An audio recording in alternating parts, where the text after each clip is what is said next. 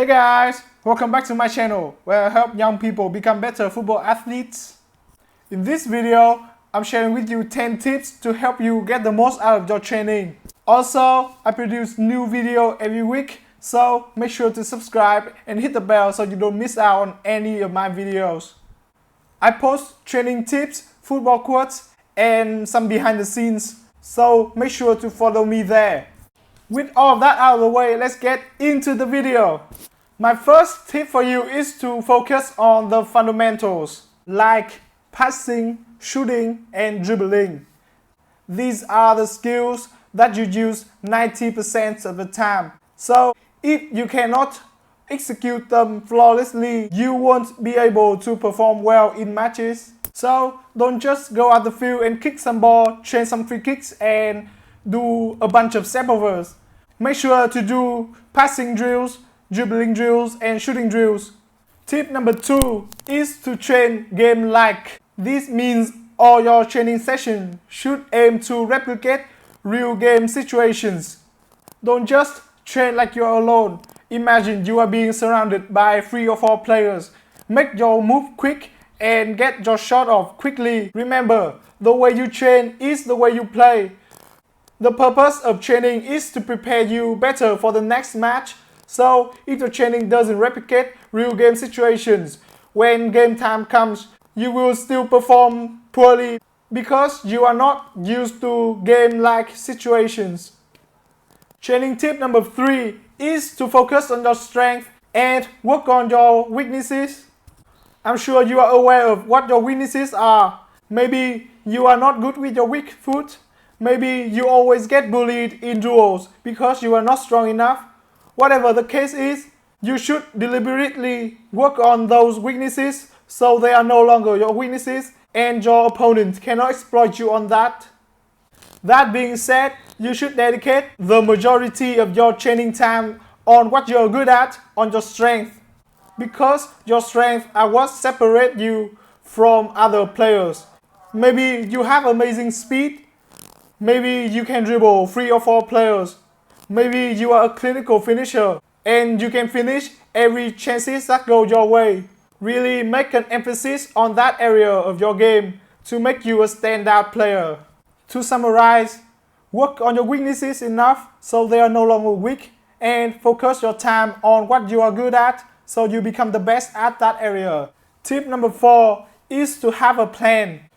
Don't just go out the field with no intention. Have a training plan so you know what you are working on and what are your objectives. I have a video that goes really in depth about this topic.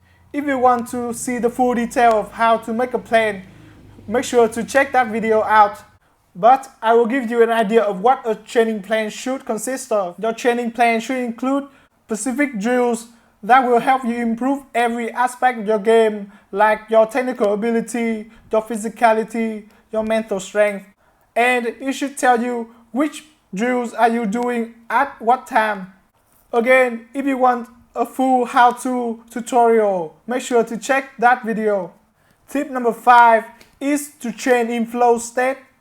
I actually have a post on Instagram about flow state. Basically, flow state is a mental state that will help you achieve more in less time. In my post on Instagram, I go much more in depth about flow state. If you want to tap into flow state, you should remove all distraction like your phone and focus on what you are doing at that moment. By training in flow state, you will spend much less time than you used to and get much better results. Tip number 6 is to analyze your training while and after you have trained. Be very honest with yourself. See which area you are improving, which area needs your attention, and give yourself credit when you are improving. Tip number 7 is to find a training partner. A training partner will help you do drills that you cannot do on your own. Remember, friendly competition is always good and you will have more fun while training. Tip number 8, we will go outside of the training field, is to train your decision making. When you watch pro football matches, don't just watch for the sake of entertainment. Watch for the sake of learning. Watch the best player in your position and see what they do in different situations. Ask yourself, why did they make that decision? Can they make a better decision?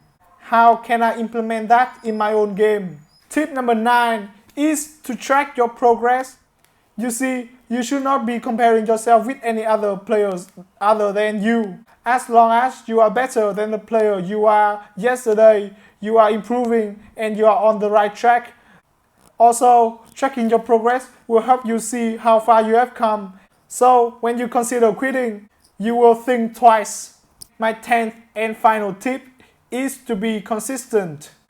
You know, everyone has good or bad days. There are days that you may feel like you are not improving. Trust the process. As long as you stick to your plan, you are guaranteed to improve a little bit, even if it's just a small amount like 0.1%. It's still better than 0%.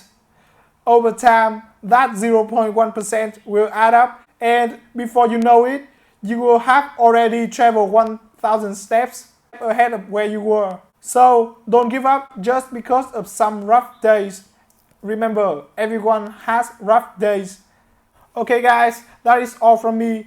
If you found this video helpful and you learned something from it, make sure to hit a like, share this video with one of your friends, and consider subscribing. I'll see you in the next video. Goodbye.